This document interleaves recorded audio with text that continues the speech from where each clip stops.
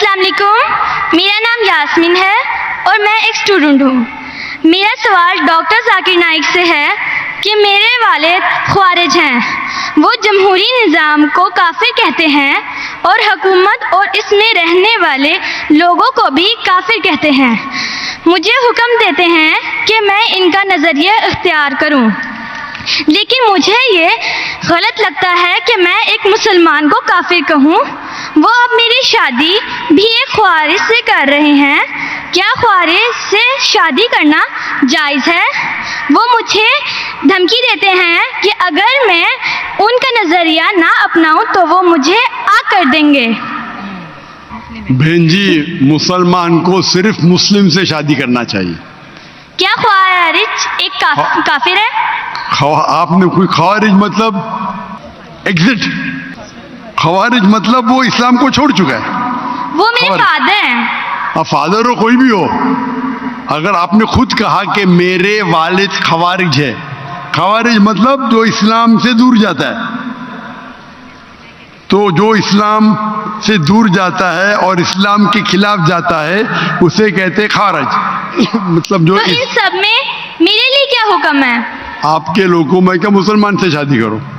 قرآن کی آیت ہے سورہ بقرہ کی، سورہ نمبر 2 آیت نمبر 221 کہ اپنے عورتوں کو مشرک سے شادی نہ کرے یا غیر مسلم سے شادی نہ کرے تب تک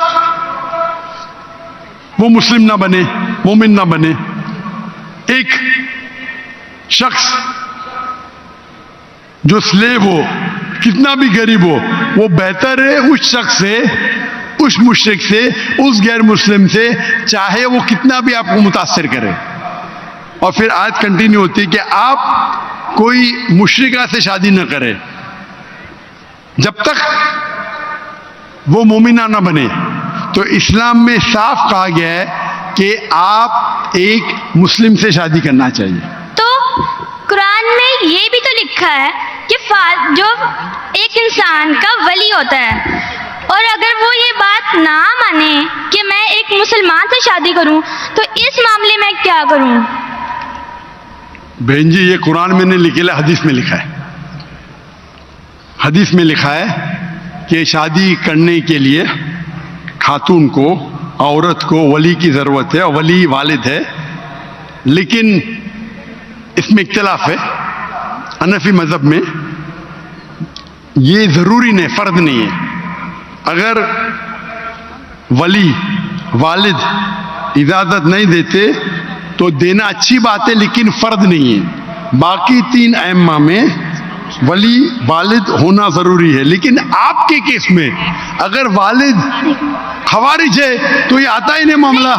یہ ان کے لیے بہن جی، آپ بیچ میں دخل اندازی دیتے رہیں گے تو کیسا میں جواب دوں؟ آپ کا سوال ختم ہو چکا ہے، ابھی جواب کو سنیے۔ آپ اگر دخل اندازی، آپ کو اپنا سوال پورا ایک ساتھ میں بولنا چاہیے۔ آپ بیچ میں دخل اندازی کرتے رہیں گے تو ختم ہی نہیں ہوگا نا۔ آپ کا سوال ختم ہو گیا، ابھی جواب سنو اور دوسرے کو موقع دو سوال کرنے کا۔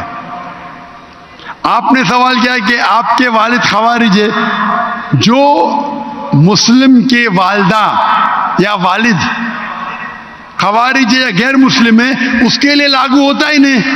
اگر آپ کے والد غیر مسلم ہیں یا خوارج ہے تو آپ پہ یہ حدیث لاگو ہی نہیں ہوتی ہے۔ پھر آپ کو آپ کا ولی دوسرا کوئی مسلمان بن سکتا ہے، چاہے آپ کا چاچا ہو، چاہے دوسرا کوئی قریب ہو، لیکن یہ جو فرد ہے اس کے اندر فقہ میں اختلاف ہے۔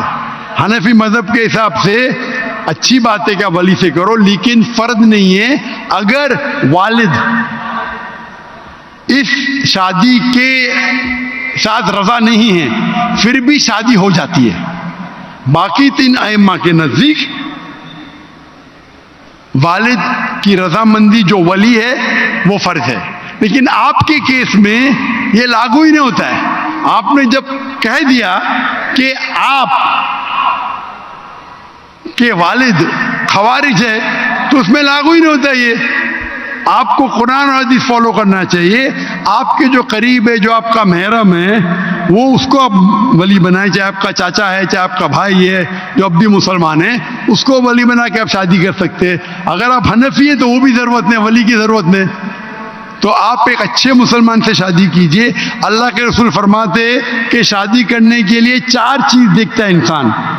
ایک ہے حسن، بیوٹی، ایک ہے دولت، کتنا مال ہے، تیسرا نوبلٹی، کون سے خاندان سے ہے، اور چوتھا ورچیو، ایمانداری، کتنا ایمان ہے، کتنا تقوی ہے، اور سب سے بہتر ہے تقوی۔ تو میری التجا آپ سے ہے کہ ایسے مرد سے شادی کرو جو تقوی والا ہے، وہ سب سے بہتر ہے، اور آپ سوچ سمجھ کے ڈیسیشن لو، اور اچھے مسلمان جو دین کے اوپر عمل کرتا ہے، قرآن حدیث کو فالو کرتا ہے، اس سے شادی کیجیے۔